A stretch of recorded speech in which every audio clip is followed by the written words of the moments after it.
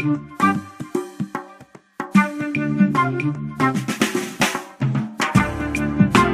everybody. Good morning, good afternoon, good evening, depending on where you are. Very excited to have a webinar today. I know there are quite a few new members to the Small Business Center on this webinar today, so let me give you a very quick spiel about a Small Business Center. We help entrepreneurs start, run, and grow their businesses by providing a variety of different resources, including webinars like we are doing today. We are also going to have tutorials on our website, as well as a variety of short videos with tips and how-tos. So today's webinar is by Joy Schoffler. I hope I'm pronouncing your name correctly, Joy. Yes. Okay. And she is going to talk to us about how to use media coverage, public relations, PR to market our business. And she's going to give us some tips to do so quickly, fairly quickly, in about 10 weeks, about 2.5 months, which may sound a long time, but if you do it right, then what you're going to do is create infrastructure, create a system that would help you move forward over the next weeks and months and hopefully years using Joy's system. So, Joy, without further ado, I will hand this over to you. Thank you. So, first and foremost, I'll just walk through a little bit of who I am and what my background is to kind of give you an overview of how I look at PR. So, I didn't start out on Madison Avenue, with the big Edelmans of the world. What I did was I started up actually in kind of the small business world and the investment world. So, one of the first positions I held outside of being in the military was with a startup to raise $5 million in funding. The next firm that I went on to was a investment firm. I was one of the kind of first 4 people at that firm, and we went on to make the Inc. list multiple times. I personally rose over $20 million in capital there. We grew from 4 people to 75 people, and then I went on to consult to numerous other startups that had, went from kind of a brand new product to working with Fortune 500 companies and closing a lot of those accounts. So the kind of when I looked back over my career, the common thread of success was utilizing public relations to grow the business quickly. I found it gave people credibility, or it gave the companies I worked with credibility, as well as kind of it was an outside voice that was kind of vetting us, telling people that we were, that we did have valid ideas and we should be trusted. So, we've worked with a number of very high-profile clients. We've got a client who's going to be on the cover of Entrepreneur magazine in the June issue. Last week I was in D.C. leading a press conference at the National Press Club and got to go to the SEC in Capitol Hill. We regularly work with Forbes and Inc. and Entrepreneur and Washington Post and kind of all the big names out there. And what we've done is we've actually developed a system called Enhance My Visibility that allows startups to execute the same process as our SaaS-based platform. So we're really coming at this as leveraging publicity to grow your business and a tool to help you meet your business objectives. So what we're going to do is we're going to kind of go through what you need to do in 10 weeks or less to grow your business. You can look through the agenda. These are just kind of some of the steps that we'll be building on. First and foremost, if you don't look credible, then actually we'll just go through this slide real quick. If you don't look credible, you're not going to get media attention. You're not going to get customers. You're not going to be able to grow your business. And so first and foremost, what we do is we walk people through that kind of foundational work of how to make sure you look credible. And this is something that you need to do regardless of whether you're getting media coverage or not. You need to kind of have those basic minimum things in place. And it doesn't cost a lot of money. With technology, you can do this in a very expensive manner, but you do need to have that foundation. Building a social media presence, very critical now, both for kind of search engine optimization as well as just because we live in a social world, and that's how people research us to find out more information. Journalists as well as potential customers and investors. And then, it's very important once you have that kind of foundational piece in place where you've got a good bio, you've got a nice presence, that you're plotting your course. So what do you want the media attention for? Are you trying to close customers? Are you trying to close investors? Do you want local coverage? Do you want national coverage? What's your end game? If you're a local business and your end game is to get more customers in the area, why a Forbes mention might be great, it might not really help you in the long term acquire customers as much as your local business journal would. So we really need to understand and define what our goals are before we can determine how to get there. Before we can, we really kind of plot our course and take the action steps with the media to get there.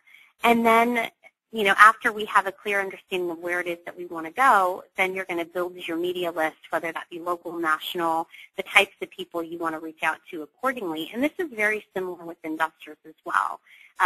If you're going after securing capital or doing crowdfunding or just doing some of these other things, the types of investors you're going to want to go after, the types of donors are going to be kind of dependent upon your overall goals, as well as kind of connections within your network. So, then we'll go through, planning your media calendar for success. Do you want to do press releases, media advisories, what's newsworthy, when is the best time to pitch topic-based things to get media coverage, and then finding your angles and writing pitches and building relationships, and some of these other items we'll walk through. But first and foremost, why does media attention matter? Why should you even care? Why do you want to get publicity for your business? Below is kind of a list, but mostly it's about standing out and being credible. Whether you're looking to get traction with closing investors, or whether you want to get traction closing that first Fortune 500 account, especially when you're in an early stage business, people are taking a risk working with you. With 50% of all businesses failing within the first 5 years, people are looking to make sure that they, even whether it's just a customer buying your product, if they have to make an investment whatsoever, then, whether that's the investment of taking you on as a potential supplier or investing, physical dollars in your company, they want to know that they're making a good choice and that you're going to be around for a long time. And press coverage does give you a bit of credibility. There's, outside media is kind of an outside source that's not essentially totally vetting you, but does give a little bit of validation to your ideas. And so what publicity is really doing is it's kind of creating that, yes, this person's reputable. A bit, it's giving you some marketing, some eyes on your business, as well as, it's just a great tool to have on your website for attracting new talent to come work at your company, or a number of other things, partnership opportunities, better terms, the whole 9 yards. It just makes you look more credible. So as you mentioned, really the very first thing that you're going to want to do before you go after media attention is make sure that your business is worthy of media attention. So, if you want to just imagine you're going to a company's website for the first time and you're looking to either buy or invest from that particular person. What you're going to do is you're going to be looking at their web presence. You might be looking at their bio to see how credible they are. Imagine it's like an attorney or a consultant or somebody who needs to have some great expert knowledge. You're going to be looking through their bio. You're going to be looking through their website. Do they look credible? Have they been in the business a long time? Does their bio kind of talk on the points that are important to me for hiring them? Do they look reputable? If they have kind of a 1990s style website and, they don't really have a logo and they're maybe they don't have a social media presence and their bio is talking about, how they starting off about what college they went to, even though they're, the founder of a company. 20 years later, there's lots of things like this that are going to automatically turn people off, whether they be customers or investors or media. And more than anything, the first thing you need to do is go through and make sure that your presence is clean and kind of set to impress. And so we recommend, and what we do with all of our clients, first step is do kind of a digital spring clean. So even if you don't have the funds there, and we understand a lot of people are going to raise capital, and so they don't have the money to build out their perfect website. They don't have all of these, all of the funds in place and the team in place. But you don't have to have money to have a good presence. There are plenty of, $75 WordPress themes that are clean, that look nice, that you can put, you can kind of put your basic information up, even if it's a couple pages, just landing pages. You can still look very professional, very clean with that up there, and that's mainly what people are looking for. And a strong bio. So the less information that you have, and the kind of the earlier you are in your business, the stronger your bio needs to be, depending upon what it is you're doing. I'll have that caveat. If you have kind of a consumer-oriented business that's not consulting, that's more product-based, that may not be, your bio may not be as important for customer acquisition, but it's always important for media attention. People want to know why you are the expert in your space, and so that branding and that media is very important. We also stress that spending a little bit of extra money on things like business cards is very important. Your branding and your image is critical, for not only media attention but long-term success of your company. Once you kind of have a good brand in place, what you're going to want to do is you're going to want to really reach out to, to social media influencers, as well as build your presence there. Connect with LinkedIn groups for your industry. Join Lesorius, Cloud. Some of these other social media. Use some of these social media tools that are out there to really build your presence online, and get engaged. We use a tool called Hootsuite, where we're able to set up all of our Twitter, Facebook, kind of all of our different social media profiles to that particular tool, and then we can set hashtag alerts for keywords in our industry. And so what we're able to do then is we're kind of able to get all the most current news, and when reporters are talking about something going on in our industry, we can right there on the spot and pitch them. Or when they're looking up us, they can see that we're very active within the, within our particular topic that we're trying to sell them a story on. Joy, on the topic of hashtag for Twitter, for example, is there a list of hashtags in a particular industries that somebody can go and see, okay, here are the hashtags that I should be incorporating in my tweets? It's going to be dependent upon your business. And so what I would do is I would look at the keywords that are, go to your Google Analytics or whatever your analytics are, okay, and look at the keywords that people are actually searching and finding your business by. Great, okay. That's a good point. And then utilize those particular hashtags, because at the end of the day, we always like to point everything back to customer acquisition. Right. Your main goal is to acquire customers, is to build your products. And so first and foremost, if you're marketing to your customers, then getting successful, then getting investors and getting media attention is going to be a lot easier. Great. Thank you. Yeah, of course. So, I mentioned kind of setting your goals, and, kind of why that was important in the introduction here. But I'm just going to kind of go over that again. Any single time that you're going in after publicity, you really do want to kind of just do a quick overview of, okay, what are my short, medium, and long-term goals? And every business needs to be aware of these anyway. But if your long-term goal is to be acquired in the 3 to 5 year time frame, or say 5 to 10 year time frame, then when you're going after publicity, there may be certain messages that you want to be pitching, or certain companies you want to be comparing yourself. Maybe they're a target and you want to get their attention. There's a lot of different things that you can do in your PR efforts to meet your goals. But if you're not aware of what those goals are, then in the long run, you could just be getting, sure, media mentions are great, but if they're not meeting your overall strategic goals, then their value is really diminished. So going and setting your goals, kind of being aware of those and having those top of mind before you're going out and building your media list or, pitching to media is very, very important. With that being said, once you have your goals kind of in place, what you're going to want to do is you're going to want to build your media list.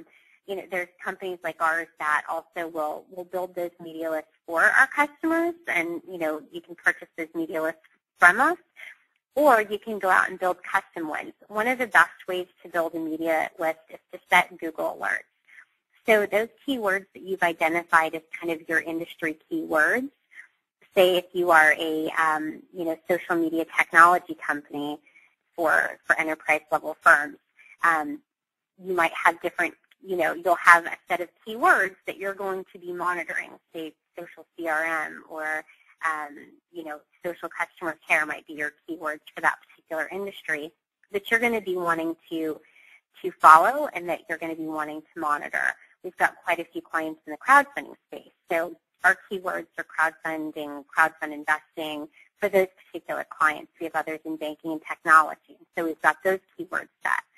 So every single time a reporter is writing about our particular customer's topic, we're pitching them right afterwards because we know that this reporter is actively writing on that particular subject. So we'll pitch them kind of a custom pitch that we've put together, and there's templates in our EMV product of exactly how to do that, but basically responding back to them and then offering our clients as an additional source. And this is a great way to get some easy hits and great prime publications. Also, if your particular topic is coming up in the news, and one example that I like to use is when I was in the Army, I was a public affairs officer for the Texas State Guard. There was a hurricane on the East Coast, and what we did is I ran public affairs for the Texas State Guard. So, and a big thing that we did was hurricane preparedness. And so what I did was went and pitched local media about what we were doing in the Texas State Guard because the hurricane was an overall national trending story. And so if there's bigger trending stories going on, these Google alerts will pick it up, and then you'll be able to pitch and, potentially get some really big hits and big coverage for your particular business. And, going out and setting those, the target media list as well, setting the Google alerts and kind of building that media list when you're searching around for, for people within, not only journalists within your particular industry or cover that, you're also can tend to find some very interesting people to connect with online that could be potential investors. And, we are not licensed security people. We don't raise capital for a living. That's we need to be a broker-dealer in order to do that. But what we do is we kind of show people how to build relationships. And once you have a pre-existing relationships, then there's ways that you can go to those people for investment capital. And so what we really like to advise people to do is go ahead, set your Google alerts, join LinkedIn groups for your particular industry, and start connecting with those types of people that are influencers in your space. Not only will media see that, but those can be kind of great potential investors to go to once you've really developed a strong relationship. If you've got lots of back and forth dialogue going on, then the chances of being able to potentially come to them if you launch a crowdfunding campaign when that becomes legal, or if you're looking for your seed or Series A round, are probably going to be better because they know you've developed this long dialogue. So kind of building a list can help you in many ways. Now, once you have a great media list built up, the next thing you're going to do is you're going to kind of plan your media calendar out. One of our former clients is a gentleman by the name of Dave Levinsky, and he owns a company called Grow and he's got a great quote: "Failing to plan is planning to fail." And we absolutely believe that. When you're going to be investing your time and resources into doing media outreach, you really need to plan out what you're going to be doing for the next 5 weeks. And I said this was a 10-week cycle. Week 5, you're going to be kind of planning your activities. So you're going to plan for 5 weeks, and in our E&B products, we actually do this all for you. But you're going to plan out when to do press releases, when email, when to pitch based upon kind of the season. So if you have a holiday-related product, for example, you need to start pitching magazines 4 to 6 months ahead of Christmas. There's editorial calendars that come out especially for print-based stuff that you need to pitch way in advance for. And it's really seasonal dependent. So if you are, like I said, if you have a holiday-related kind of product or service that you're selling and you want to get in these different publications, you need to go pitch way ahead of time because their calendars fill up so fast. Especially if there's an election year, you need to kind of start cultivating and developing those relationships first. So what's a good? Sorry, Joy. Quick question. What would you recommend the lead times be? So, for example, if you are a retailer and you do 50% of your business during Christmas season, when do you need to start pitching to make sure that your timing is right just before Thanksgiving for the Black Friday type thing? So I would start pitching in about June. Oh, really? Yeah. Okay. If you're looking for print, so print you need to be 4 to 6 months out. Wow. Okay. Because of editorial calendars, and it also depends on the type of print magazine. So if you're pitching to like a woman, like a Ladies' Home Journal or Homes and Gardens or something that's kind of that lifestyle, leisure, women type publications, right. Those typically run 4 to 6 months. As far as their editorial calendars are concerned, and they tend to fill up pretty fast. Inc. Magazine, Entrepreneur, some of those other publications, they typically run their ed cals are between 3 to 4 months. You want at least 3 to 4 months lead time so right now their June issue, for example, their deadline was March 15th. So you're wanting to really go in and pitch early for any sort of print-based. So planning is really important then? Planning is very, very important. It's critical, especially for print. Now, if you're looking for kind of online publications, and especially if you have a business that sells anything online, or your main kind of conversions are online, then you're going to want to do most of your marketing online, because for people to read an article and then make that next step to then going online and booking buying your product, or there's a couple steps they need to take there. Okay. So, and most people search online to find out information about you anyway. So why we think print is great and we go after that for our clients, if their real goal is to convert traffic to either signups or buys online, then we try to go after most of our spend most of our time and resources there, just because that's where they're going to get the most bang for their buck. Sure. Okay. And it's going to make the largest impact on their business. And so what we typically advise clients on is you're going to kind of want to do a mix. And so when you're setting up your media plan, your kind of pitching schedules and such, what you're going to want to do is you're going to want to incorporate press releases, a lot of email pitching. And email pitching is very important because reporters rarely read a press release. You see services out there and they say automated PR, but what it is it's really somebody who's going to email a press release to a reporter. And so what that's essentially doing is a reporter knows that you're sending the same thing to every other reporter, and most of the time they don't even look at it. What we advise our clients to do is write a targeted list and then actually write targeted emails to reporters with a one-paragraph kind of little pitch of, hey, this is who I am, this is what I'm doing, and this is why your readers should care. And as far as the format goes, it's, here's the story idea, here's why your readers should care, here's why I'm qualified, to talk about it. And then have that be in a 1 to 2 paragraph email to the reporters.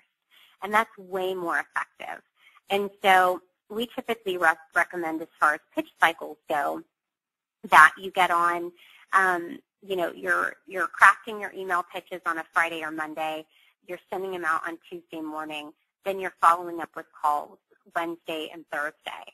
And then depending upon how active you really want, how much media coverage you want, then you're actually doing that either bi-weekly bi-monthly, or you're doing it every week.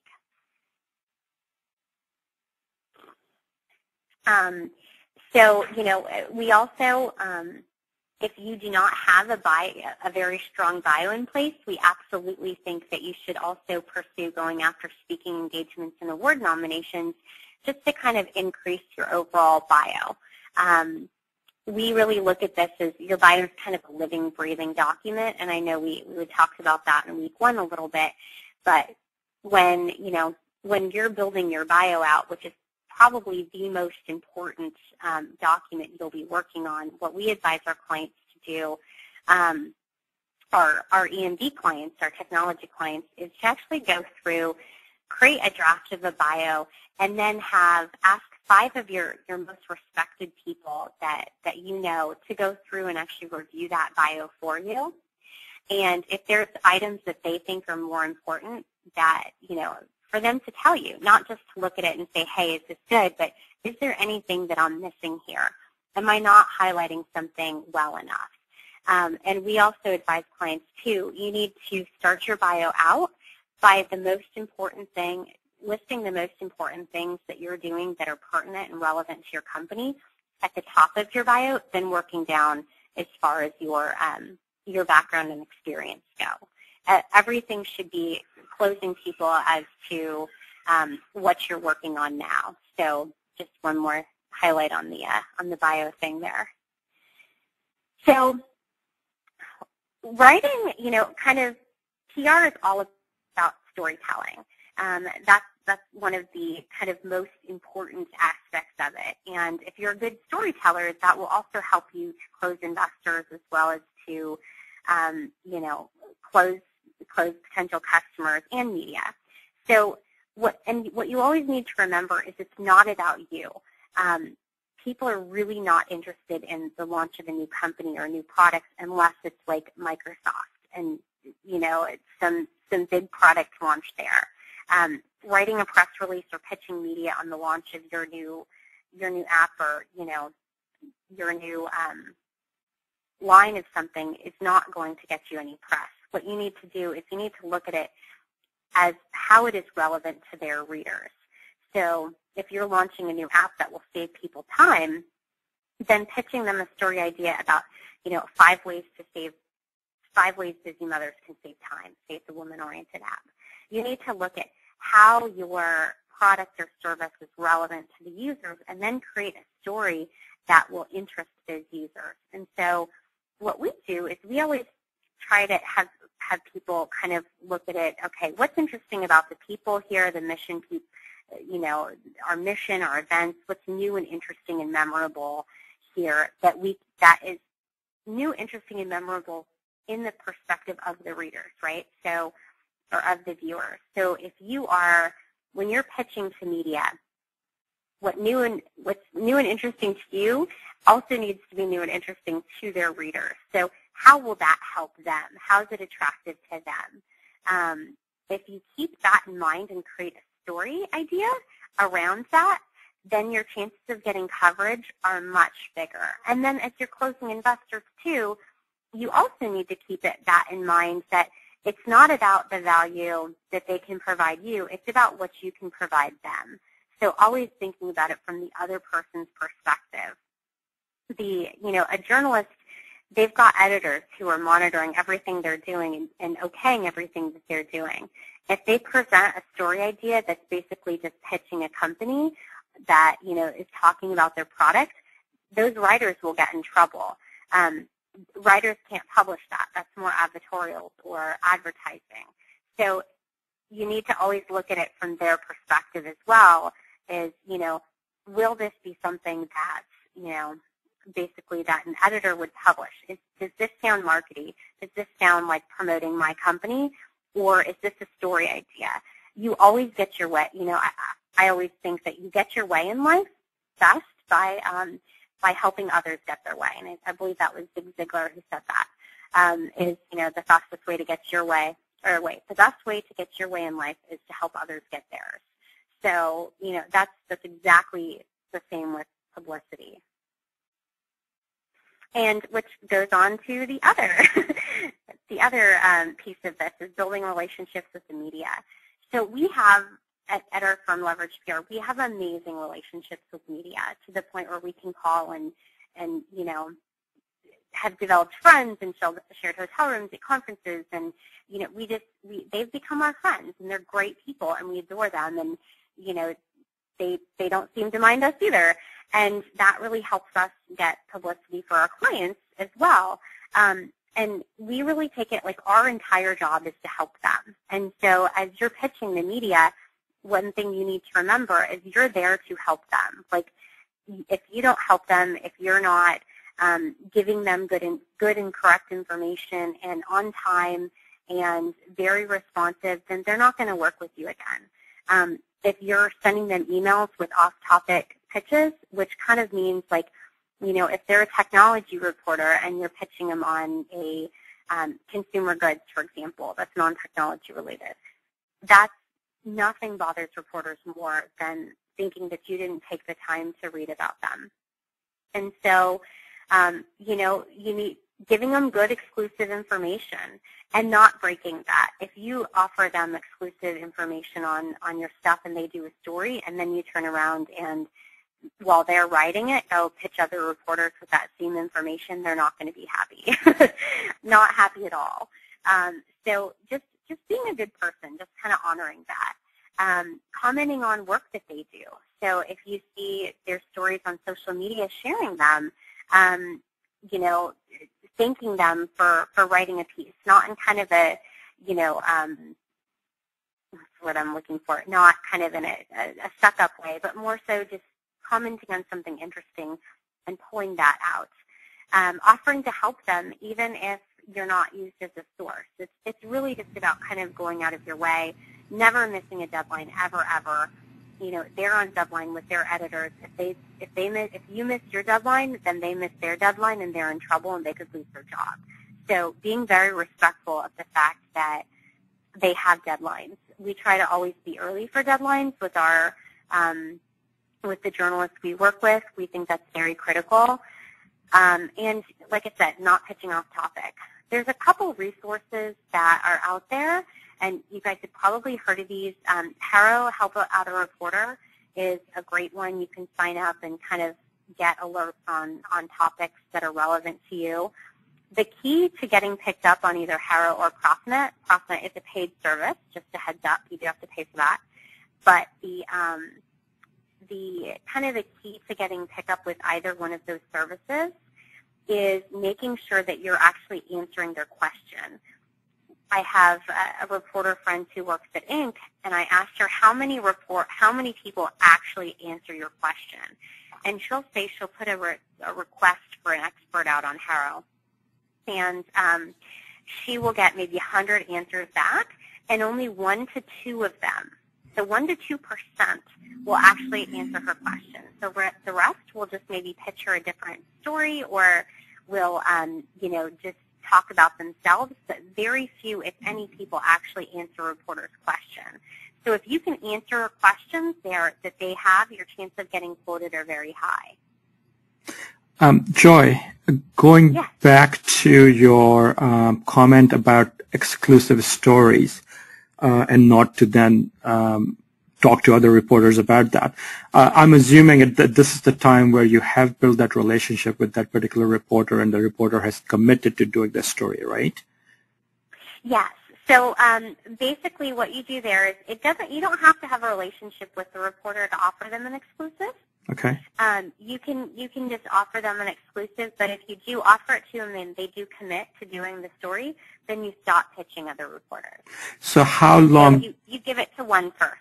Okay, but then how long do you wait for that reporter to get back to you whether they're committing or not? So it really depends upon how high profile your information is. Okay. So if you have really great, say you have data that you're releasing that's pretty interesting, or you have something that's pretty interesting going on that would generate a lot of buzz and a lot of attention. And it's not just interesting to you, but like just interesting to your industry in general. Then you can say, hey, I know that this is fairly relevant to the industry. So we're fine giving you a day on this. But if you don't, if you can please get me an answer back within the day. Okay. So it's really up to you, and it depends upon how high profile the reporter is. Sure. So if you can get, the Wall Street Journal. Yes. And, maybe you want to wait 2 days. Or of course. It's really dependent upon, A, how high profile the publication is, and B, how important your news is. Okay, great. Thank you. You're welcome. So one of the best ways to get coverage of your business is to be an expert in the media's eyes. Media are always looking for expert sources that can provide insights onto particular topics in their industry. And so what we really do, and your bio is kind of one of the key pieces that you'll need here, but pitching on kind of tips for your particular industry, advice, guidance, trends, anything that is, kind of that expert opinion in your particular industry, that's a great way to get some easy media coverage if you've got a nice bio built up. Now, say you're just kind of starting out and you don't have a great foundation as far as past media coverage or accomplishments, what you can do is you can start out kind of providing advice and guidance on blogs and building a base up there, and then blogging yourself or producing original content. So say, do a survey for your particular industry. There's great tools out there like SurveyMonkey. There's ways that you can kind of crowdsource data out there. There's a lot of ways that you can get data fairly inexpensively and basically produce some great information that will be relevant. And the better the information you have, the more likely you are to get picked up, regardless of how, impressive your background is.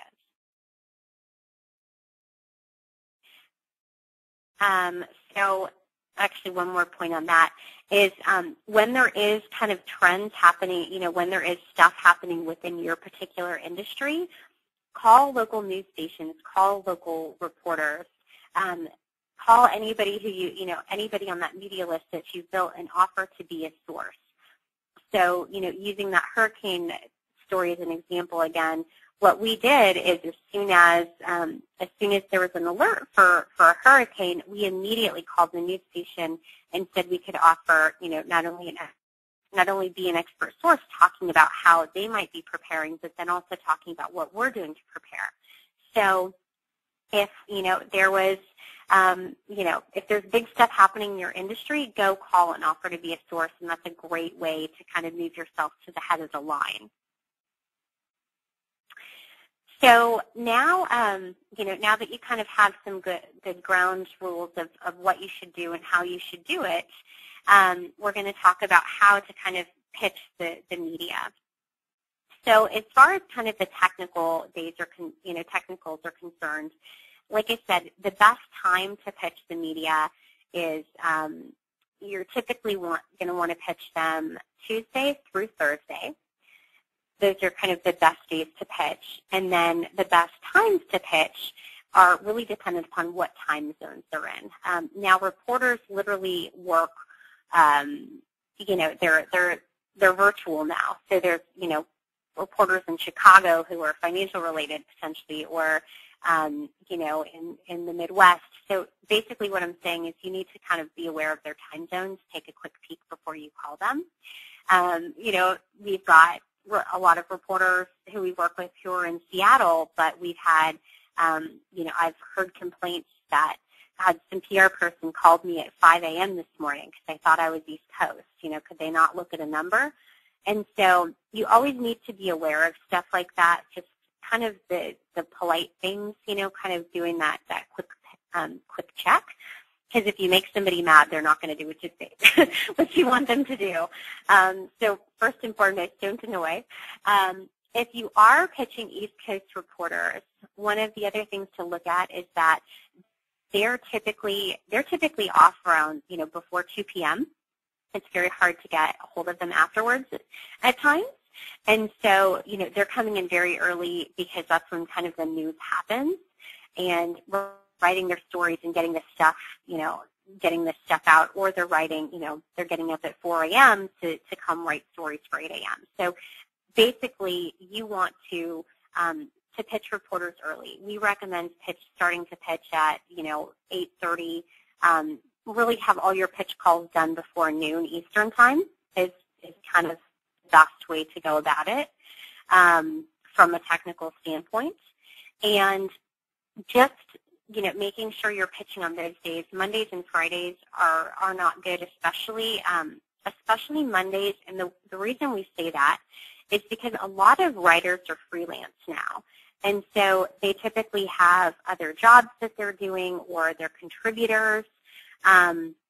Maybe they've got side businesses they're running. Mondays are pretty bad for everybody.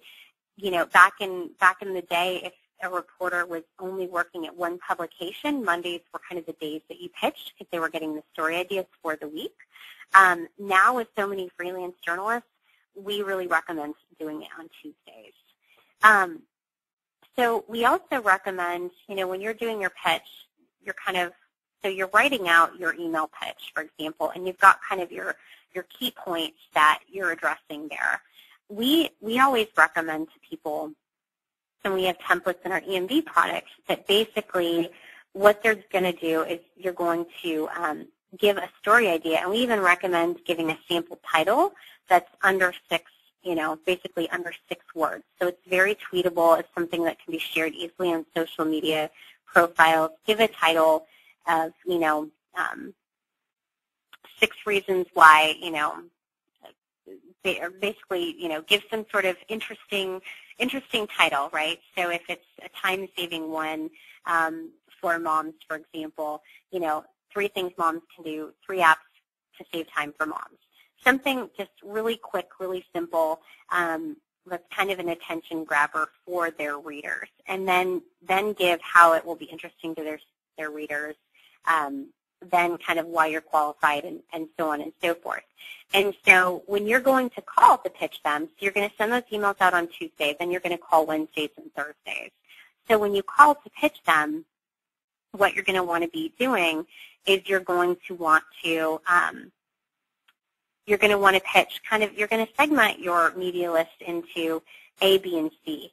Now your C's are the people like bloggers maybe who aren't as important, or publications that aren't as important to your particular goals for your business. And you're going to want to pitch those people first, because you can revise your pitch as you're going through. See what works, see what doesn't, see what people are interested in, see what kinds of questions they ask. And as you move up the list of people you're pitching, you kind of are refining your pitch and making it more relevant. So you can kind of, once you get to those A reporters who are most important for your particular business, you can just have, you can have it down and be very confident. Also, pitching is selling. So, you need, if you're very uncomfortable on the phone and you're uncomfortable in a sales situation, then you might not be the best person to pitch. You really want to be very quick.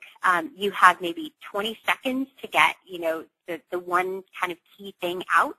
You can't ramble on. You've got to basically be on it when you're pitching media. You're selling them on your business and why you're a good source. So, be very quick. Talk about how your particular solution is going to solve the problems for their readers or for their viewers or whatnot. When you're pitching to TV, It needs to be very relevant. If you've got something, you know, a month out, that's not relevant. TV is that day. Newspapers are typically that day. If it's blogs or kind of online magazines, typically you have a little bit more leeway there, but you want to really pitch kind of, you know, especially TV, something that's relevant right now, or else they're not going to have any interest. As you're going through your pitching, you're going to, like I said, continue to use that feedback you're getting to revise and talk in compelling sound bites. So you want to, if you've got things like, you know, failing to plan is planning to fail, little sound bites, things that really, you know, stick out and make somebody want to be interested. That type of stuff is really going to want to bring that out in the pitch. And also, you know, closing investors and closing, you know, media are very similar. I've found if you're going through and whatever, you can almost use your pitching to media as examples. You know, if you're looking at doing some investor rounds, for example, whatever is closing your media on stories, chances are pretty good that that's going to also be closing your investors. So just kind of looking to see, okay, what is interesting to people? In general, what's interesting to a reporter is probably going to be interesting to media, and vice versa. So kind of, you know, using that to strengthen yourself. So once you land your media opportunity, what you're going to want to do is you're going to want to kind of have, you know, 4 or 5 key talking points in front of you, data in front of you that kind of supports it, that you can quote. So, you know, if you got the information from, you know, a recent New York Times article, or if there was a survey by somebody in your industry, you're going to want to have that data right in front of you. Always making sure, of course, to be on time and, you know, kind of all of that good stuff, making sure to be at your best, especially if you're on the West Coast and it's an East Coast interview. If they're telling, you know, if they're saying, hey, can you do 8 o'clock in the morning, and you're, and that's Eastern time, and you're not a morning person, unless that's the only time that they can do, don't schedule it for 5 in the morning if you know you're not going to be at your best.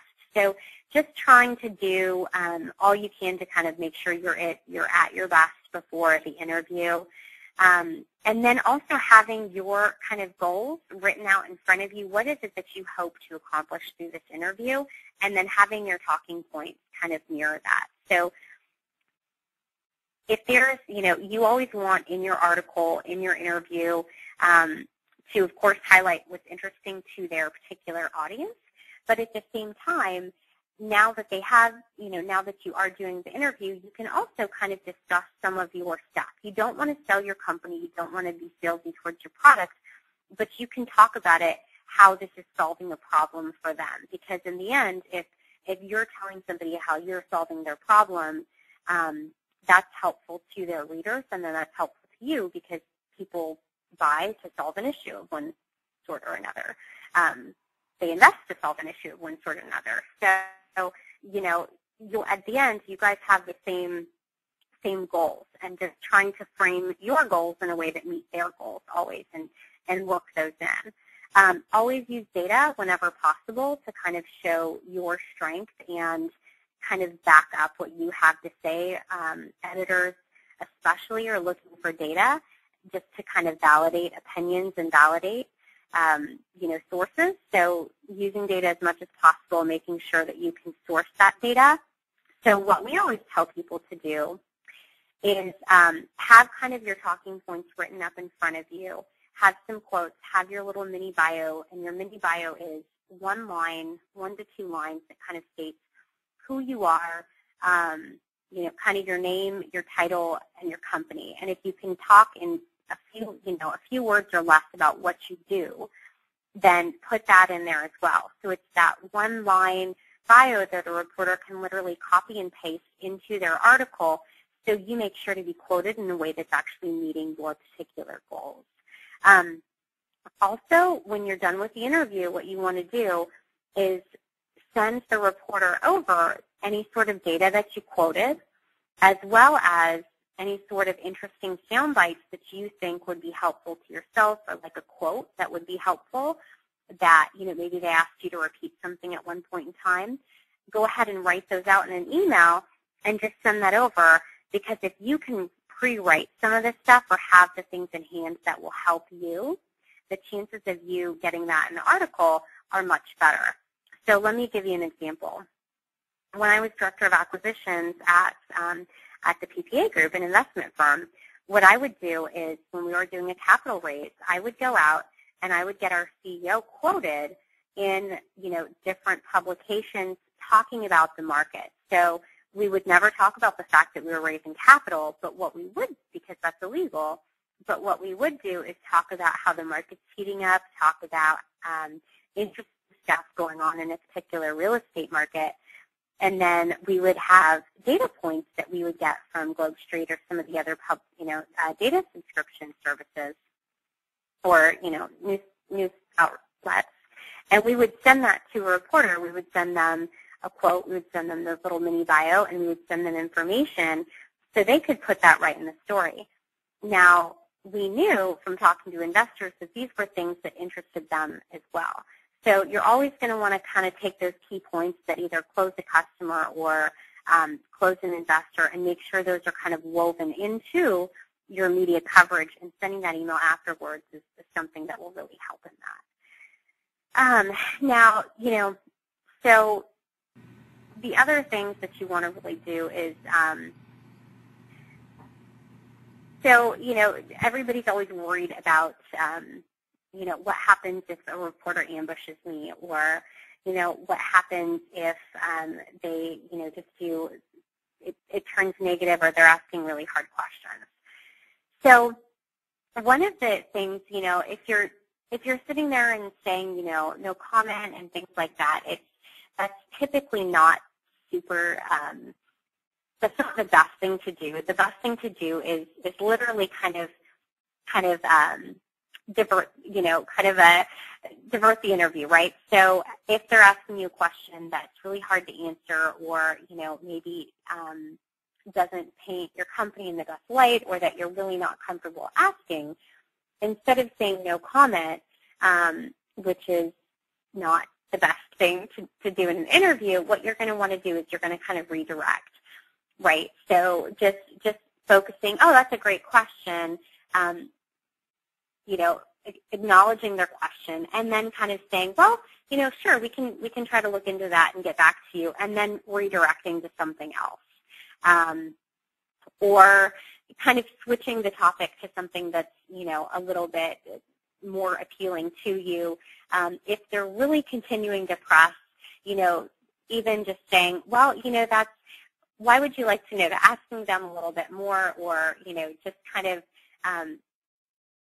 trying to transition, right? So just turning it back to things that you really want to talk about. That's a better strategy than kind of the no comment. If they do seem, basically most reporters are not there to ambush you. You can kind of tell if they are there to ambush you right away. If they call you out of the blue and there's something negative going on in your particular industry, you might not want to take that call, because maybe they could just be looking for a source. And I can actually give you a funny story about that. So I respond to Haro, and from time to time or my staff will forward me on Haro requests, and one was of, from Parenting Magazine of a busy mom. And so I've got 2 young kids, and said, sure, happy to help. Talked to the reporter, and, very nice, very cordial conversation, answered her questions, but she was really leaning towards, what do you do if, your kids, because I've got an older one and a younger one. She said, what do you do if your older one wants the same thing that's more appropriate for younger kids? And she was really asking a lot of kind of leading questions to get me to say certain types of things. And if a reporter is doing that to you, then what you'll want to do is just be really really kind of aware of that. Is a reporter leading you in a certain direction to try to say a certain thing? And so really being careful of how you're answering their questions is important as well if you feel like you're kind of being led down a path. The funny outcome of that CNN or that parenting story was that it was a story on helicopter moms, and that ended up, which my husband and I are both very not helicopterish parents, but they ended up taking a quote about, sometimes my daughter sees me carry my son down the stairs who can't walk, and she wants to be carried, and she said, well, do you ever pick her up? Do you ever carry her? And I'm like, yeah, if I'm running late and we're going to a doctor's appointment and I've got to get out the door, I'll pick her up. And it turned into helicopter mom, Joy Schoffler, admits to, picking up her child to go down, when she complains to go down the stairs, or, something along those lines. And so it's just funny, they get even the, most knowledgeable PR people. They can definitely get them as well with stuff like that. So, it happens from time to time, but the best thing to do is kind of be very aware of it and,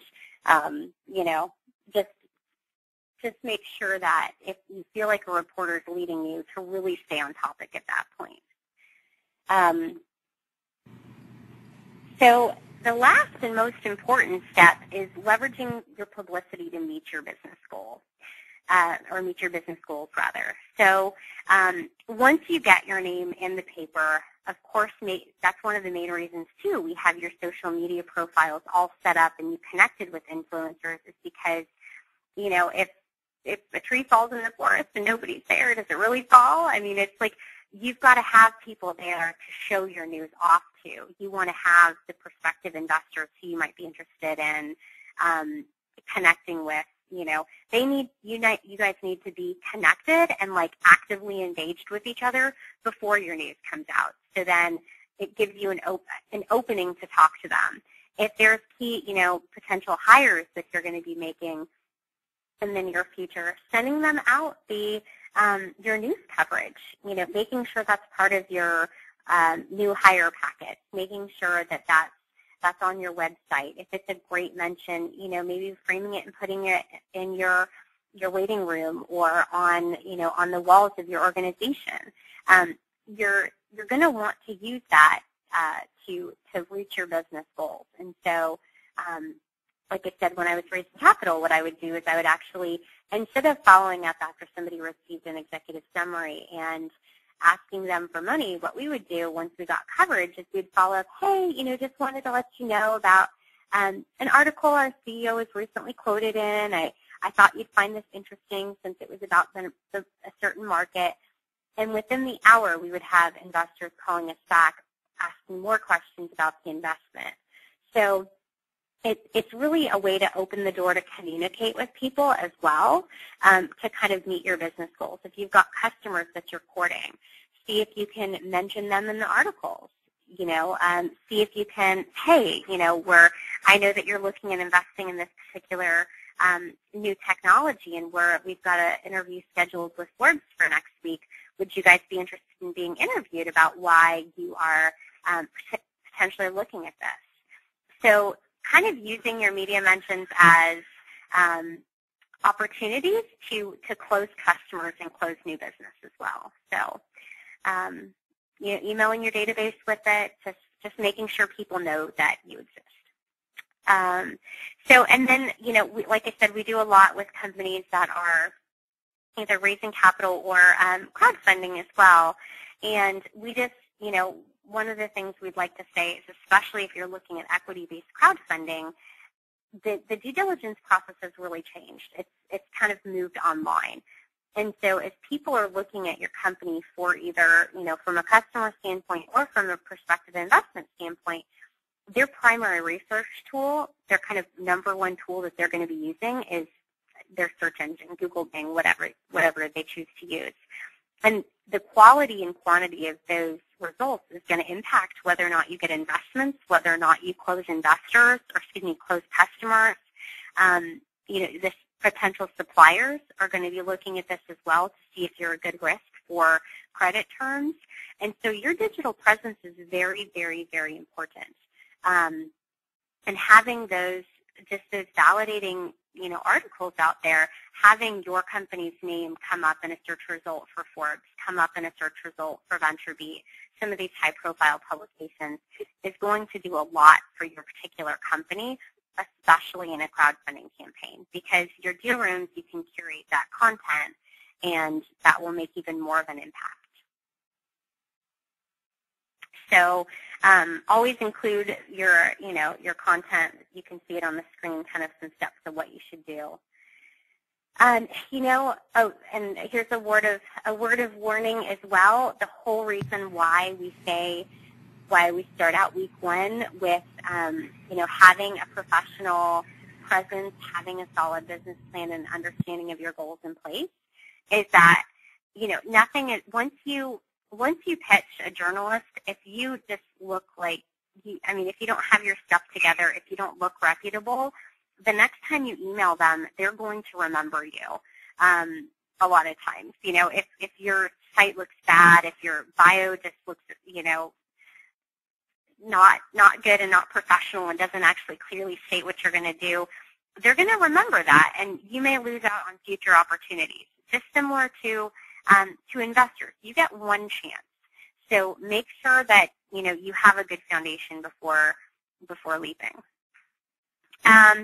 So with that being said, just a little bit more about us. We're a boutique public relations firm. We work a lot with kind of high-end companies that are technology as well as investment-related companies to kind of leverage publicity to grow their businesses or raise capital. And I also teach for Startup America and quite a few other organizations. We had so many clients come to us that really wanted our services but couldn't afford our price point, that what we did is we actually developed a new product line, which is a SaaS-based product that actually walks you through the exact process of how to get publicity in under 10 weeks, called Enhance My Visibility. And this literally walks you through with project management, with planning, with everything that you need to do to leverage publicity to grow your business. And so, I've used this exact program in companies and had amazing results. And so we just recently launched this. We launched it at a very nice price point, as you can see, so it's literally affordable for anybody. That includes not only the kind of step-by-step SaaS-based execution plan and project management, but at the higher levels, we also include custom media lists as well as on-demand publicists who are actually there to help you. You get consulting hours wrapped into that, so people can review your bios, review your pitch, listen in on the phone with you to kind of help you, kind of all of the things that you'll need to do in order to get results for your business. And I'd love to answer any questions that people may have and see how we can help. Thank you so much, Joy. That was a great webinar. A lot of detailed information. I'm making notes here, but I think I have to look through my notes over the weekend. Couple of questions. First of all, we talked about 10-week process here.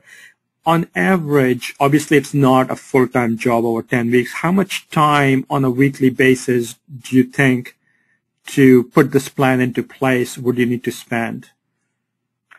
So, and actually let me just get this last slide here. We're actually doing a discount for everybody who's on the call today. We are doing a 5% discount. The way that this particular program works is this particular program would be full-time for 10 weeks, but it's built that even a kind of a marketing coordinator could do it. So if you have a business and, you've got a lower-level marketing person, what this program is actually designed to do is it literally walks them through, okay, today I need to spend 4 hours on this, and here are the exact steps that I need to take. And then if they don't do the test, then it actually reports up to their managers that wasn't done. You can set alerts like that. if it is just one kind of founder or somebody doing it, the program may take a bit longer if they're actively engaged in other items. It ranges anywhere between 10 hours to 40 hours per week worth of work in order to execute the entire program. Depending upon how, where your business is in its stage of growth. This is really assuming that you're kind of a brand new startup, that you don't have a good bio in place, that you don't have a solid brand. If you had some of those other components in place, then the program could take about 10 hours a week. It's really dependent upon how many things you have in place. Great. Okay. So once you have done it the first time, the next time you do it, much of that would be in place, so it will take less time once the infrastructure is set. Of course, yeah. So, for example, if you're, like a business that is a little bit more established, you've got buyers that are pretty strong, but they need to be tweaked, or you've got a good website and you've got, you're professionally branded already, then a lot of those steps will already be done. And so say you wanted to do that first cycle where you want to do kind of that 10-week program in order to do that spring clean of your digital presence, kind of get everything in place. Mm-hmm. That first time it may take, you may dedicate, say, 10 hours or 15 hours to your marketing coordinator's time a week in order to do that, or your time as kind of the founder to do that. Well, say if you decide to stay on the program after that, the cost goes, way down. It goes down to $40 a month. And then you're literally spending, 10 to 15 hours per month instead of per week doing it because you have the great bio in place, you have a media list in place, and you're just continuing to build. Great. Okay. A follow-up question from Elliot on something similar is, his comment is, can you give a few comments about whether or not to use a PR firm versus self-managed, typical fee structures, how to choose one? So assuming they want to do it themselves, or should they either do the program, or should they hire a PR firm like yourself or somebody else? Got it. So that's a great question. Actually, we were just featured in an Inc. article last month about how to choose a PR firm. We were one of their sources there. And one of the key things that we tell people is, sometimes you can find discounted PR people. Maybe they've just left a big firm or left a firm and they're going to launch their own business. And sometimes you can find great people that way. The downside is those people won't have access to media lists. They won't have access to databases. They won't have access to all of the tools a lot of times because they're one-off if they're doing good quality PR. The other part is that some large firms, what they do is they just send out press releases. And some of these low-cost kind of PR people, what they'll do is they'll book you for a package, say, $5,000 a month or something to do your PR. And then what they'll do is they'll send out press releases to media, and they'll want you to pay for every single press release that they send out. And that's the way that they believe in executing pitches, is through press releases, which we don't feel are as effective. Plus, they're asking you to continuously pay more and more and more money. To us, that's just kind of unethical. You're paying us to go out there and get you results. Of course, press releases are part of the strategy, but press releases should really be put out because there's either big news or for SEO purposes because you've got some sort of products that you're, launching and you want that to be out there for SEO. The chances of your press release getting picked up by a media outlet, unless you're doing something really big or have data, are probably pretty slim. For really high-quality PR that's going to actually build your brand, you're going to probably start out paying anywhere between, on the low end, $5,000, and then it goes all the way up. So our firm, for example, on our retainer-based services starts out at $7,700. But that's why we did this particular product, is because we had so many people who really needed help and wanted kind of that high quality PR. So, there was consulting hours built in to kind of accommodate for that. You know your business better than anybody, so if you have the time and resources, what I would really suggest, and what I've actually done, what we've done with other firms, is they've actually hired a kind of a higher end, marketing type person, and then they've been cross-trained using our product. They've already got a great foundation. They're already pretty good at kind of selling some of those basic qualities that marketing person would have. But then they get cross-trained, and now they have a staff that can not only do their marketing, but also can kind of do some of the public relations work as well. And, you can find some great high-quality help long-term for that $5,000-$6,000 range. Great, thank you. So with this system, then perhaps because it's already structured so well, you can possibly even hire an intern from a college who's perhaps majoring in public relations or journalism, and then follow your system so that they're not dropping the ball anywhere. Exactly. We actually have hired one of the clients we worked with was just a state representative for the state of Texas. And what we did was we actually hired him, found an intern for him and kind of trained him in a lot of this work, and then kind of put, guidance and instruction in place so she could be very successful, and as she was, and this is really not only PR, but it's also a lot of social media and kind of overall branding stuff. So there is parts of it that kind of the leadership team of the company would need to be involved in, because you're going to have information that they wouldn't necessarily know. But there's a lot of the legwork that can be done by junior staff. That's good. I have a couple of comments, but before I get to that, a few thank you coming in, Joy, from Jack, from Bernadette, and a couple of other people who have said this has been very, very useful to them, very detailed. The thing that you mentioned about social media and the website, it all ties into it. Whenever you talk to a social media consultant, they always talk about building a relationship. But what you tied back into it, building those right relationships, keeping your goal in mind, keeping your angle in mind, and then going after, get on LinkedIn, get on Twitter, get on Facebook. But when you're there, build those relationships. So if you're doing it with journalists, you will get some PR out of it, which will end up getting you some either funding or customers or the right key hire or whatever that might be. Many social media consultants just talk about, just go and build relationship, right? But they don't really tell you, then what, right? Why are you doing this, right? And you tied that up very nicely for that. Oh, well, thank you so much. Everything should have a goal in mind. And, publicity should have a goal in mind. If there's not a business reason behind it, then it's just a waste of time and effort and money. If you've got, you're launching a new product, or, you're looking for funding or trying to grow your business, or, trying to build your personal brand, then there's good business reasons behind it. And you just need to be very clear about what those are, because it's very easy to get sidetracked and waste your time if you don't have kind of a clear understanding of what the purpose is. And I think people find that on social media too.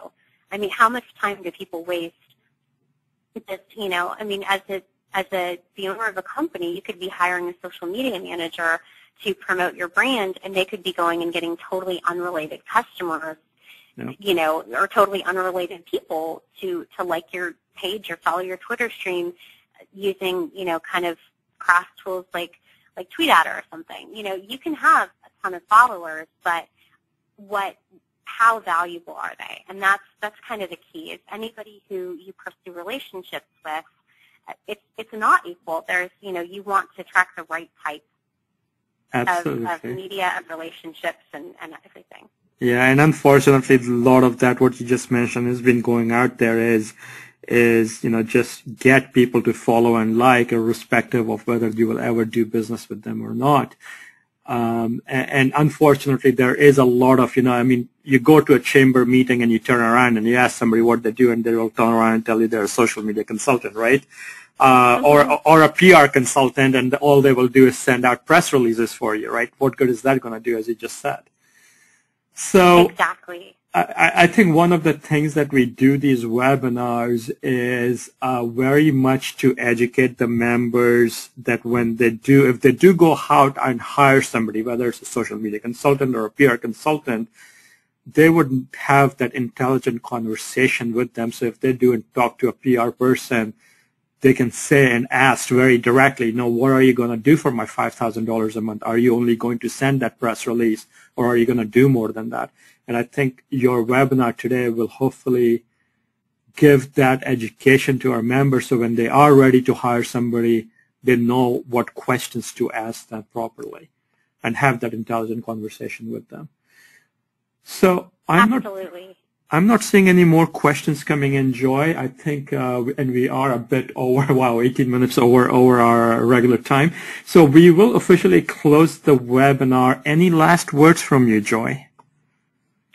No, just thank you so much for attending. I really appreciate your guys' valuable time, and we'd love to, we'd love any feedback. And, there's a great discount on our product for people who are here today, and we just thank you for your time. Thank you so much, Joy. I appreciate your time as well. And again, some of those thank yous are coming back as well. Tom and other people, there can be a copy of the deck. Tom, we have recorded the webinar, and if there were no any technical issues for that recording, we will post the recording of that within 48 hours, and we will send out an email with the link to that. With that, thank you, everybody. Have a great day. Have a great weekend. And again, thank you very much, Joy, for your time and your education. Bye-bye. Take care. Bye. Thank you for watching this presentation from the Small Business Center. If you want more videos on business topics, please click the subscribe button and you will be notified of new videos from the Small Business Center. Join our conversation on business topics on our LinkedIn group and register for upcoming webinars at thesmallbusinesscenter.com. Notice there is no E at the end of center. And we will see you in our next video.